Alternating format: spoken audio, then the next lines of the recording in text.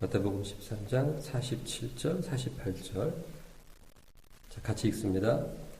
또 천국은 마치 바다에 치고 각종 물고기를 모는 그물과 같으니 그물에 가득함에 물가로 끌어내고 앉아서 좋은 것은 그릇에 담고 못된 것은 내어 버리느니라.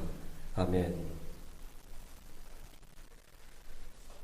네, 마태복음 13장은 제가 이제 누차 말씀드렸죠. 이것은 이제 사복음서의 이제 계시록이다. 그렇습니다. 마태복음 13장에는 천국에 대한 비유를 예수님께서 7가지를 말씀하고 계십니다. 그런데 이제 이 천국을 7가지 비유로 말씀하시는 예수님의 이 말씀에 대해 그 성경학자들이 그것을 해석하는 보는 관점에 몇 가지 관점이 있어요. 첫 번째는 그 천국에 이 세상에 하나님께서 성령님을 통하여 역사하시는 하나님의 나라 그 천국에 대한 그 모습은 이러한 것이다. 그리고 두 번째는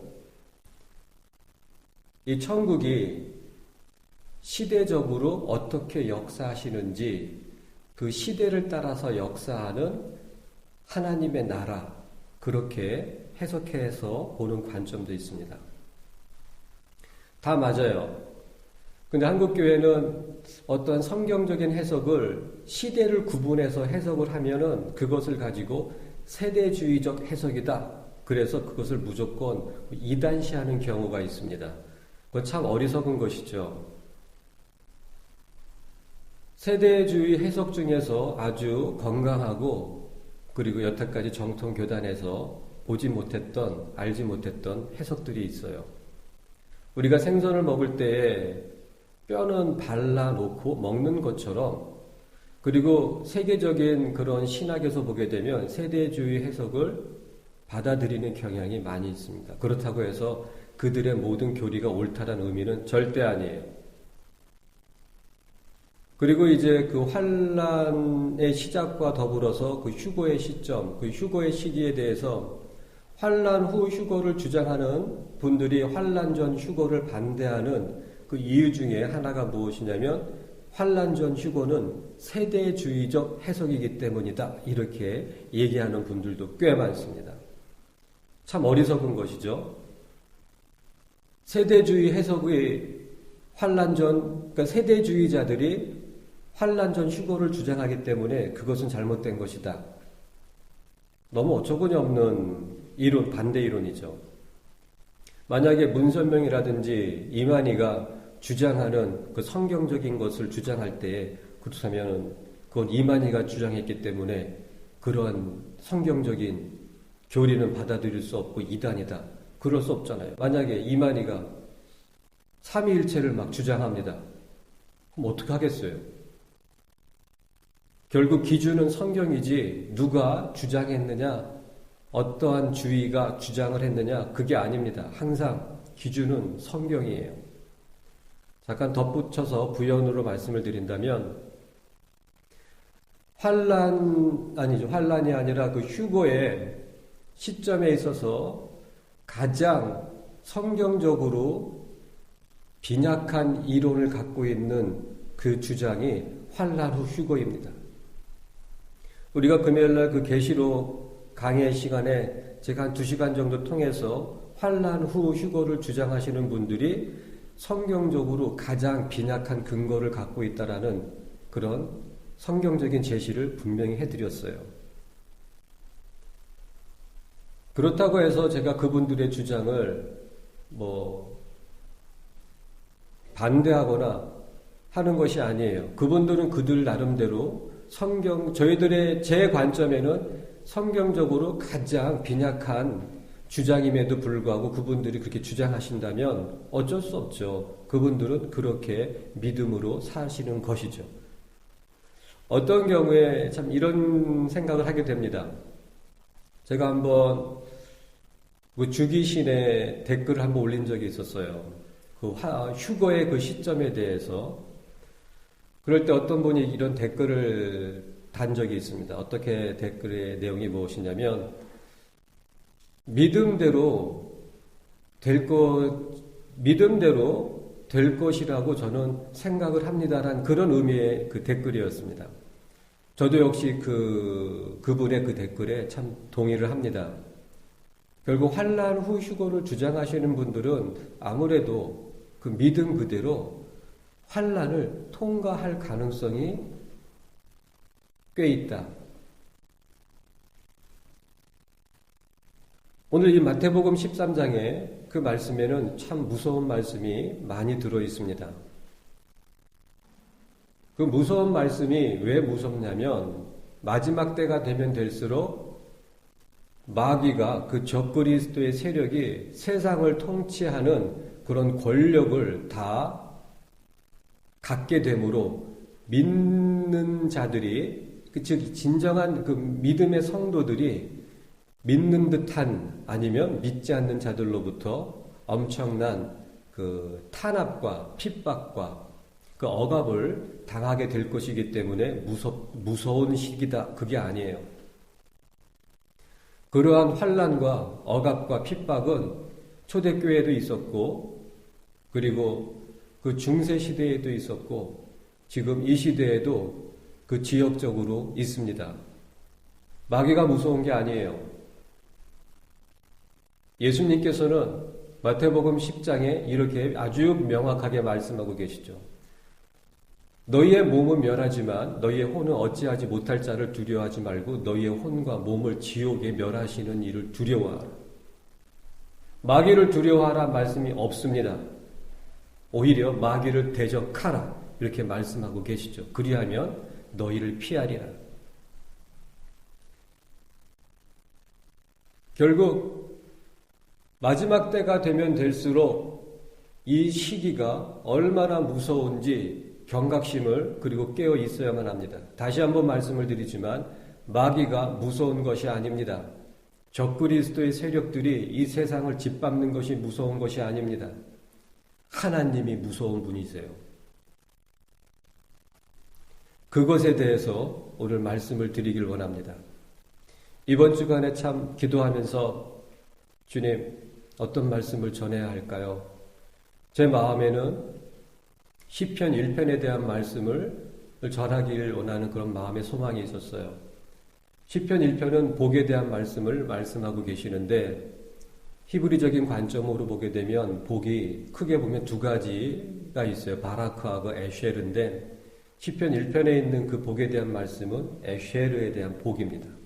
그것을 좀 말씀 전하기를 원했어요. 하지만 제 마음이 답답했습니다. 그것이 아닌 것 같았어요. 결국 어제 기도하는 중에 이 마태복음 13장의 말씀을 제 마음에 이렇게 떠오르게 해주셨고 말씀을 쭉 묵상을 하면서 이 말씀이구나 하는 마음에 감동을 받았습니다. 이 13장 오늘 본문 말씀의 그 47절과 48절 말씀은 사실 이 말씀이 이해가 되었다면, 아니 13장 대부분의 이 천국에 대한 비유의 이 예수님의 말씀이 이해가 되었다면 사실은 등줄 위에 그 식은땀이 흐를 수밖에 없습니다. 너무 무서운 말씀이기 때문입니다. 제가 잠깐 설명을 드립니다. 처음에 보게 되면 길가에 뿌려진 씨가 있고 돌밭에 뿌려진 씨가 있고 가시밭에 뿌려진 씨가 있고 그리고 좋은 밭에 뿌려진 씨가 있습니다. 결국 거기에서 예수님께서 말씀하시고자 하는 그 의도는 좋은 밭만이 구원이 있다는 말씀이죠. 길가에 뿌려진 씨는 마귀가 뺏어갔기 때문에 예수를 믿고 그런 것도 없어요. 돌밭에 뿌려진 자는 말씀을 받고 기뻐했다고 했습니다. 하지만 어려움이 닥치고 환난이 닥치고 핍박이 닥치니까 결국 예수를 버리고 떠납니다. 예수를 믿었다고 나와 있어요. 말씀을 받고 기뻐했다고 나와 있어요. 그러면 예수를 믿은 거예요. 하지만 결국엔 무엇입니까? 핍박과 어려움, 환난인 그런 이유 때문에 예수를 버리고 떠났다는 건 뭐냐면 결국 예수를 위해서 기뻐한 것이 아니에요. 예수로 인하여 위로받은 그 마음이 자기 마음이 기뻤던 거예요. 예수만으로 기뻤던 것이 아니고 예수로 인하여 받은 그 위로가 기쁜 거예요. 그런 사람은 결국 어려움 닥치고 환난이 닥치면 예수 버리고 떠납니다. 왜냐하면 아직도 자기가 주인이기 때문에. 삶의 기준이 자기의 기쁨, 삶의 기준이 자기의 행복. 그런 사람은 결국에는 구원이 없습니다. 그걸 말씀하고 계시는 거예요. 이 세상에 자기 행복을 위해서, 자기 식구들의 행복을 위해서 예수의 이름으로 기도하고 예배드리고 11조 드리고 감사헌금하고 금식하고 있습니까? 그런 사람들은 절대 천국에 들어갈 수 없습니다. 이미 천국에 합당치 않은 자의 모습입니다. 왜? 그 신앙과 믿음의 기준이 자기 행복, 자기 식구들의 행복이기 때문입니다. 믿음과 신앙은 자기를 위해서 사는 게 죽었다 깨어나도 아닙니다. 오직 예수만을 위해서 사는 것이 신앙입니다. 그것이 믿음입니다. 돌밭에 뿌렸다는 말씀을 보게 되면 결국 이 세상 염려와 세상 그 욕심, 세상 즐거움, 그것으로 인하여서 예수를 버리고 떠납니다. 예수 믿고 삶의 윤택함이 생겼을 때에 결국 세상 일락을 쫓아가게 되어 있어요. 왜냐하면 예수의 이름으로 사업 성공을 구하고 문제 해결을 구하고 축복을 구하고 번영을 구하고 그런 것들이 삶에서 이루어졌을 때에 하나님 앞에 10의 1조를 바칩니다. 하나님 약속대로 10의 1조를 드립니다. 나머지는 자기를 위해서 사는 거죠. 그 사람의 그 마음의 기준에는 무엇입니까? 세상적인 형통함, 그것이 신앙의 기준인 거예요. 그런 사람들이 예수를 믿는다고 하면서 삶에서 어려움을 겪는 사람들을 보면은 에이구 저렇게 믿어서야 되겠어 이런 생각을 합니다. 그러한 사람들의 그 믿음과 신앙생활의 기준은 삶의 윤택함이에요. 야, 저 사람 저렇게 삶이 답답하고 궁핍한 거 보면은 참 말로는 겉으로는 열심히 예수를 섬기는 것 같지만 제대로 예수를 섬기지를 않는 것 같아. 기준이 삶의 윤택함입니다. 저 그런 사람들 몇 명 봤어요. 정말 어처구니가 없었습니다. 정말 어처구니가 없었어요. 그런 사람들은 결국엔 예수님 버리고 세상 쫓아가고 있는 거예요. 계속 예수의 이름으로 그 번영이 유지되기를, 그 형통함이 유지되기를 원하는 것이죠. 그것이 바라크예요. 바라크를 추구하는 자들, 세상적인 축복을 추구하는 자들, 결국엔 이미 예수를 버리고 떠나가고 있는 거예요. 절대 천국에 들어갈 수 없습니다. 믿음은 세상을 포기할 수 있도록 믿음을 주시는 거예요. 믿음으로 구하는 것이 아니고 믿음으로 포기하는 거예요. 그게 신앙입니다. 이렇게 13장에 나와 있는 말씀의 비유를 보게 되면 무서운 거예요. 오직 좋은 밭에 뿌려진 말씀이 뿌려지고 말씀이 열매를 맺는 그러한 삶을 사는 자들만이 구원이 있습니다. 좋은 밭이라고 말씀하고 계시는 거예요. 좋은 밭은 어떠한 밭이 좋은 밭입니까? 말씀 앞에 두렵고 떨림으로 말씀을 말씀으로 삶을 살아내기 위해서 몸부림치는 사람들. 그것이 믿음의 증거예요. 믿음은 액션 워드입니다. 행동하는 단어예요. 그저 생각만으로 관념적으로 느낌적으로 그러한 것이 믿음이 아닙니다. 그렇기 때문에 야고보 선생님께서는 행함으로 믿음이 온전케 되었나니 행함이 없는 믿음은 죽은 것이니라. 예수를 믿는다라는 그 의미는 예수의 삶으로 살겠습니다. 예수의 말씀으로 행동하겠습니다. 그것이 믿음이에요. 예수를 믿는다고 하면서 그 믿음으로 이 세상적인 축복과 번영과 문제 해결을 구하라는 말씀이 어디에 있습니까? 그 말씀이 있으면 제게 제시해 주시길 바랍니다. 무엇이든지 기도로 구한 것은 받은 줄로 믿으라. 그리하면 너희에게 그대로 되리라. 이 말씀 가지고 세계를 뒤흔들었던 한국에서 제일 큰 교회를 목회하셨던 목사님이 계시죠. 저는 그분의 구원조차 의심스럽습니다. 솔직한 말씀이에요. 그 조 목사님의 구원 자체가 저는 의심스럽습니다. 그 말씀은 절대로 세상적인 축복을 구하는 말씀이 아닙니다. 무엇이든지 기도로 구한 것은 기도로 구한 것, 거기에서 구하다가 뭐냐면 아이테오예요. 헬라어 아이테오는 그런 의미가 아닙니다. 그럼에도 한국교회 대부분의 목사님들과 사역자들이 그 말씀 가지고 구하십시오. 말씀대로 무엇이든지라고 하지 않았습니까? 자녀들의 진학 문제 구하십시오. 구할 시간에 자녀들의 삶을 신경 쓰고 그들이 하나님 앞에 기도하는 자녀가 되게 하고 말씀으로 살기 위해서 몸부림치는 자녀가 되게 함으로 학생으로서의 그 본분을 지키기 위해서 자신의 학업에 열심히 성실히 최선을 다하는 학생이 되게 돼야지. 공부하지도 않았는데 무조건 원하는 대학에 들어갈 수 있도록 기도하십시오. 하나님이 역사하십니다. 거짓말입니다.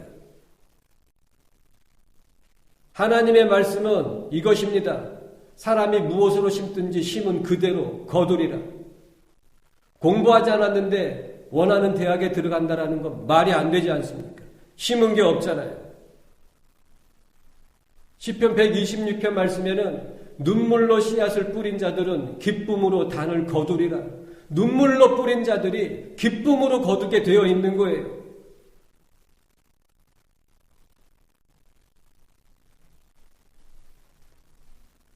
결국 마가복음 그 11장에 있는 말씀은 무엇이든지 기도로 구한 것은 받은 줄로 믿으라. 그리하면 너에게 그대로 되느니라. 이 말씀은 그런 의미가 아니에요. 이미 제가 다 말씀을 드렸기 때문에 잘 알고 계시는 내용입니다. 조언밭이라고 하는 그것은 말씀이 성품의 기준으로 세워져 있는 사람이에요. 말씀으로 살아내기 위해서 몸부림치고 날마다 말씀 앞에 두렵고 떨림으로 자신의 부족함을 알기 때문에 날마다 회개로 나아가는 사람. 제가 이런 말씀을 드리니까 어떤 분은 저에게 이렇게 반론을 하시더군요. 그건 율법주의 아닙니까? 어떻게 날마다 회개하고 하나님 앞에 그렇게 두려워하며 눈물로 나갑니까? 기쁨으로 누리는 삶으로 나갈 수도 있는 거 아니겠습니까? 맞는데 반만 맞아요. 그 사람은 진리로 살지 않기 때문에 그런 말을 하는 것입니다. 저는 아주 명확하게 말씀드릴 수 있어요. 그분의 삶에는 진리가 없습니다. 그래서 그 진리로 사는 삶을 몰라요. 그렇기 때문에 그렇게 말하는 것입니다. 진리가 없는 사람은 예수를 믿는다고 할지라도 진리가 없는 사람은 진리가 없기 때문에 나오는 태도가 있는 거예요. 진리가 있는 사람은 진리가 있기 때문에 나오는 태도가 있는 거예요. 마태복음 12장 말씀해 보게 되면 선한 자는 쌓은 선에서 선한 것을 내고 악한 자는 쌓은 악에서 악한 것을 내느니라. 결국 마음에 있는 것이 나오는 것이라고 말씀하고 계시는 거예요. 마음에 가득한 것을 그 입으로 말함이니라. 진리가 없기 때문에 진리가 없는 말이 나오는 거예요. 진리가 있다면 날마다 회개합니다. 주님, 오늘 제가 마음속으로 이것에 대한 그 불편함을 참지 못했습니다. 사람들은 모르지만 내 자신은 아는 거예요. 그걸 기도하는 거예요. 그걸 회개하는 거예요. 눈덩이 같은 산 같은 그런 죄가 있는 것이 아니라 남들에게는 먼지 같은 것일지라도 그 먼지 같은 죄가 하나님 앞에 너무 두려워서 그것을 회개하는 거예요. 주님, 제가 그 사람을 볼 때 약간 째려봤습니다. 용서해 주시옵소서. 그 사람과 대화할 때 마음에 답답함이 있어서 제 억양에 좀 힘이 들어갔습니다. 주님, 용서해 주시옵소서. 그런 먼지 같은 죄들이 두렵고 떨려서 날마다 회개하는 거예요.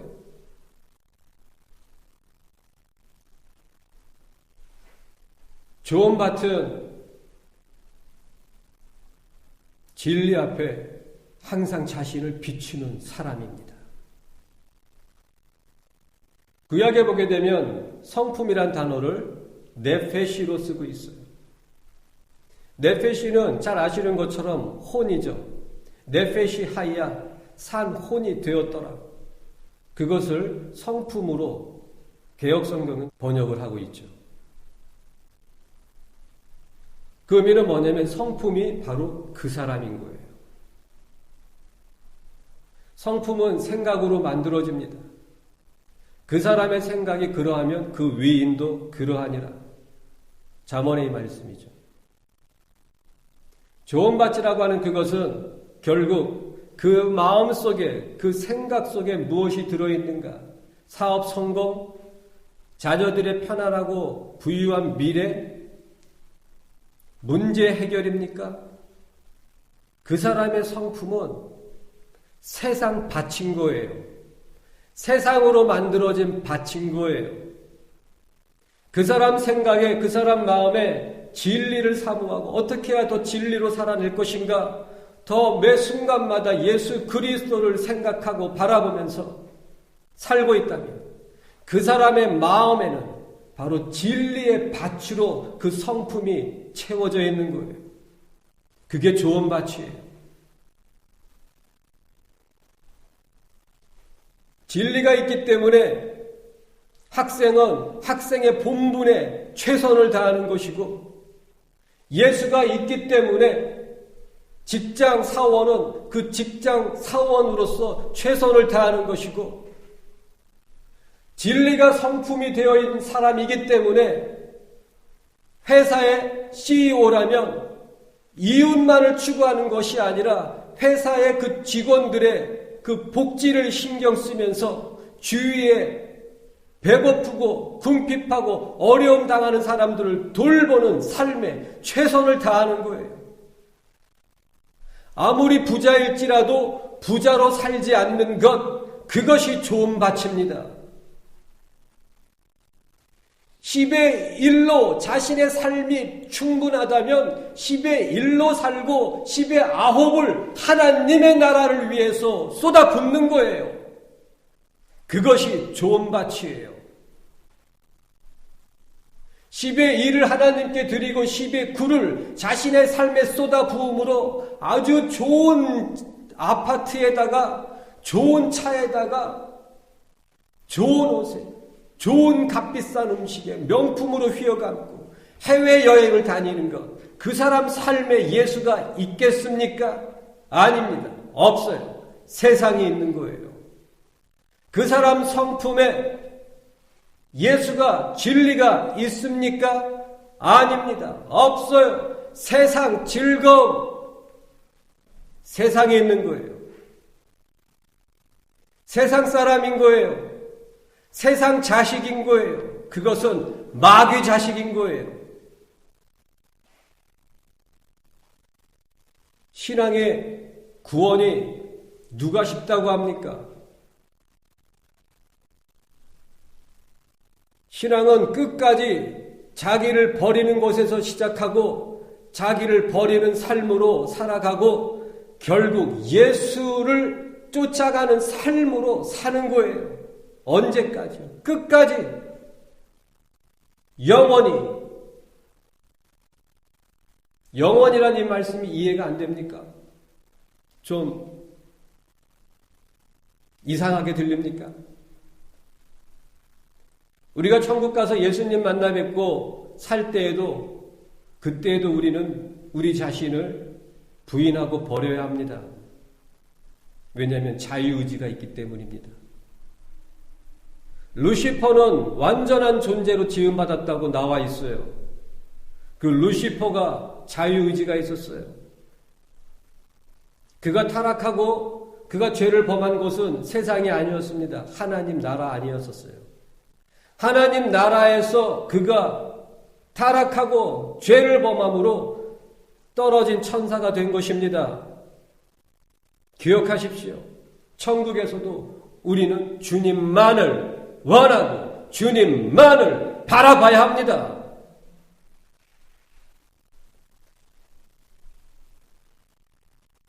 구원 누가 쉽다고 합니까? 그렇게 말을 하는 사람은 거짓말쟁이에요. 사꾼이에요. 나를 죽이는 게 쉽습니까?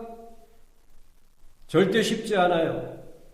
하지만 진리가 성품이 되어지면 되어질수록 쉽진 않지만 기뻐집니다.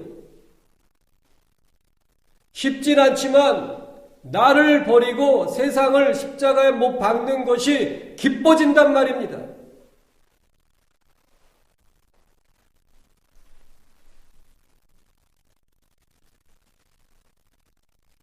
좀 다음 말씀은 다음 주에 이어서 말씀을 드리도록 하겠습니다. 오늘은 여기까지 하겠습니다. 기도하겠습니다.